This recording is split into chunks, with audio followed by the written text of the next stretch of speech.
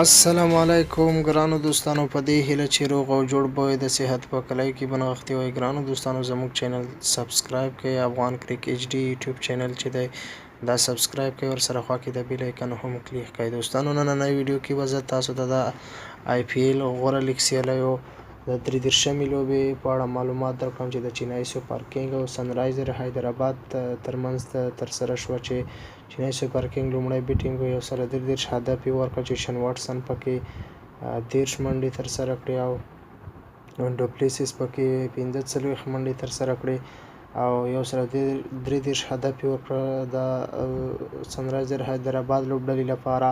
او سنرایزر حیدرآباد بیا په 14 اوور کې دغه هدف پوره کوي.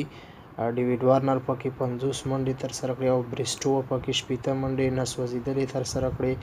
او د چینایي سوپر کینګ لپاره عمران طاهر 2 ویکټې ترلاسه کړې او د سنرایزر حیدرآباد لپاره نن ورځ رشید ارمانډیل په زړه پورې بالینګ ترسره کړه، 2 ویکټې ترلاسه کړې. که څه هم سږنۍ آی پی ایل لوبو کې داسې خاص نه دی ځلیدلی، خو نننۍ لوبه کې ډیر زبردست بالینګ ترسره کړ چې 2 ویکټې ترلاسه کړې او بهترینه بال یې ترسره کړ.